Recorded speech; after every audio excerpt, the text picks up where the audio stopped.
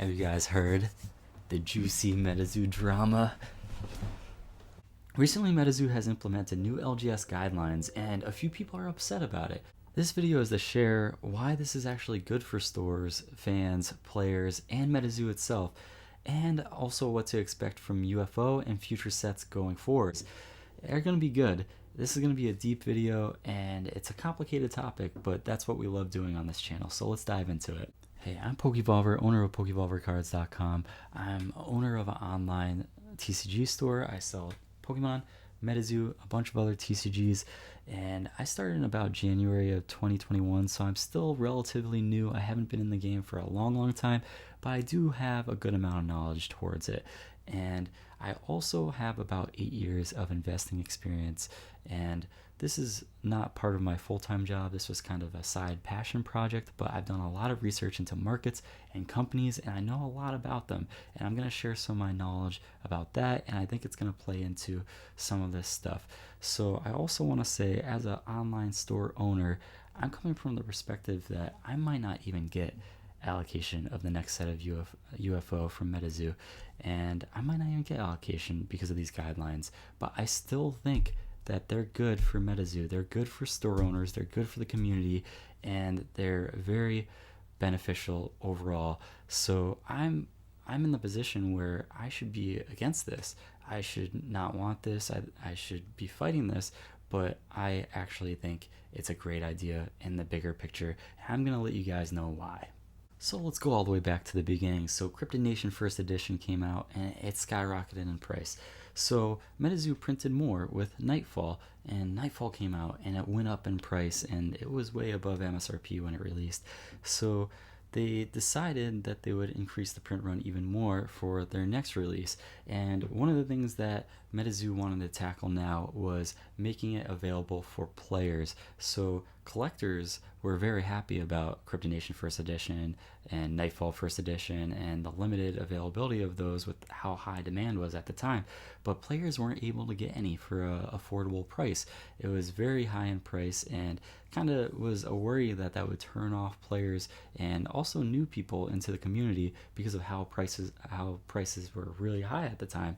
And so Cryptid Nation Second Edition was kind of meant to calm those fears and increase the player base and really get some product on the shelves for players to pick up and new people into the hobby that just don't have the money to buy expensive first edition product. So with Cryptid Nation Second Edition, they printed more of it, and it was readily available on shelves, but this led to people trying to sell as quickly as possible to get a profit and get their money back. So a lot of stores were undercutting. It didn't help that Cryptid Nation Second Edition came out right after Pokemon had crashed their own sealed market. Pokemon had released multiple sets, multiple waves of multiple sets, all at the same time in November and December, and their sealed market crashed. And a lot of stores that hold MetaZoo also hold Pokemon. It's kind of a shocker, right?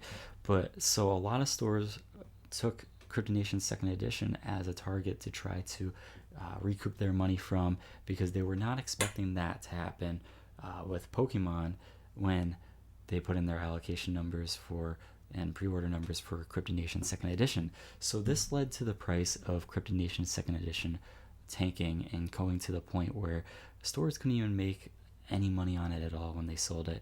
And this isn't a good thing. A lot of LGSs were upset about this because some LGSs had supported MetaZoo from the beginning. They supported it through Cryptid Nation First Edition and Nightfall First Edition, selling those at MSRP while other stores were selling way above MSRP. And these stores were also supporting the community and trying to grow their community and supporting MetaZoo and sharing their love for MetaZoo, while a lot of these other stores weren't doing any of that at all and were just kind of riding on the coattails of MetaZoo and not doing anything for the community. And this undercutting was an issue. So how do you grow your player base and have product available for your player base and have product at a reasonable price while also stopping undercutting and stopping this from happening, and making LGSs happy to actually carry your product?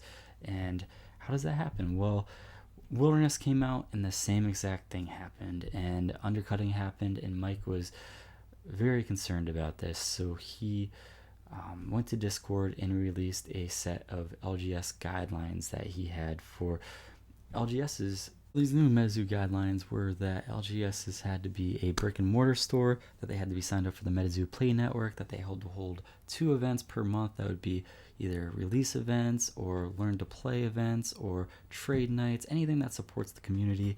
And online stores would also be kind of eligible for allocations if they were also supporting the community and doing things like creating content and actually doing things of value for the MetaZoo community. So these guidelines really incentivize play, and that's one of the main things that MetaZoo has been trying to do, is really incentivize stores to have events and to grow their player base. So it really incentivizes that. And it also weeds out the stores that aren't helping MetaZoo at all. So there's a lot of stores out there that were just doing nothing, putting in no effort, and then taking profit from the MetaZoo products that they sell. But what is MetaZoo expecting from stores when they give them their product? MetaZoo and other TCGs expect the stores to grow their community, hold events, actually share in the excitement of releases, to actually be a resource for players and collectors to come to find out like more information about the game itself. If a store isn't actually providing that value, then why should they get the profit? Like, MetaZoo can just sell directly to the consumer, take the profit, and then grow MetaZoo even more using that profit. So that doesn't really help at all to give it to a store that's going to do nothing. So by giving it to only the stores that support MetaZoo, customers in the community have to come to the stores that support the community and have no other option. And now the stores that can support the community are being supported by the community, and that's the way it should be. So if we look at the market side of things, this is where it really supports the LGSs. So you're going to have a smaller number of LGSs receiving allocations, but the people who are actually buying MetaZoo, the community is actually growing. If you watched my video 2 videos ago where MetaZoo will not fail, I give a lot of reasons why MetaZoo will likely succeed. I go over specific evidence as to how the MetaZoo community is actually growing and the numerical evidence behind that. And so we know the community is growing. More people will most likely buy UFO than they did Wilderness, and there's going to be less stores to buy it from. So all those people are going to be funneled into the stores that actually support the community. So those stores are going to get more customers, and they're going to be supported by that. And we're not going to see the undercutting anymore. So these stores are actually going to get higher profit margins now from UFO, which is excellent. That's what a store wants to see. This is perfect for a store. And really, you can look at other TCGs and how they do it and how it's traditionally done. A lot of times, like Yu-Gi-Oh, they're overprinted and they don't protect the profit margins. So this is really protecting the profit margins for the LGS. The profit margins are going to see an increase, in my opinion, and you're going to have prices that are much closer to MSRP, and this is great for the LGS. So getting all that out of the way, I really want to break this down. MetaZoo, with these guidelines, is taking a very bold move. They're doing something that is very divisive. Like, a lot of people are against this. LGSs are against this too, and this is helping them. I don't think they understand that. I don't think the LGSs understand that this is actually helping them. It's giving them the tools that they need and giving them an incentive to actually grow their community and actually do things that will help their store. And it also helps their store if they do get allocation. So this is really good for LGSs.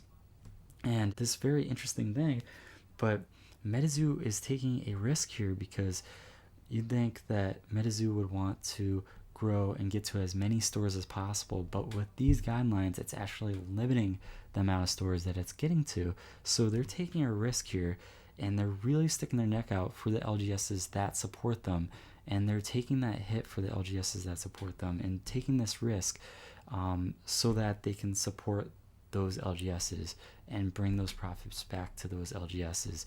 And that's awesome. You don't see that from other TCGs. You don't. And I think once other stores see this too, other stores that don't hold MetaZoo, they're going to see All these other stores that are on the sidelines, that are skeptical, that are like, oh, MetaZoo's a scam, oh, MetaZoo's going to go to zero, MetaZoo's just copying Pokemon, and it's going to kind of disappear. All those stores are going to see what MetaZoo's doing for the LGS and see what happened with UFO, and they're gonna like it, and they're gonna want to be a part of it, and they're gonna be like, look, this is the way it's supposed to be done. This is the way that I wish it was done all along. And you're gonna see that, and you don't see it now. You see people complaining because it's unorthodox. It's not the way things are normally done. It's very innovative, so you have resistance because there's people that aren't going to get allocation, so you had that resistance there, and it's getting to less stores, so they think they're looking at that number and they're like, how is that going to help MetaZoo? Oh, it's a risk, but once stores see that MetaZoo stuck their head out for stores, I think that more stores are going to be coming in, and that's when we're going to see MetaZoo really start to grow. And I want to hear what you guys think. Just leave it down in the comments down below. I'm open to hearing other perspectives, other opinions. Let me know what you think. Yeah, you're welcome down below. Just try to keep it respectful and try to keep things productive. Productive criticism is what we're looking for. But yeah, we need a lot more open, honest, transparent conversation these days. So yeah, let me know what you think, and I'll see you guys on the next one.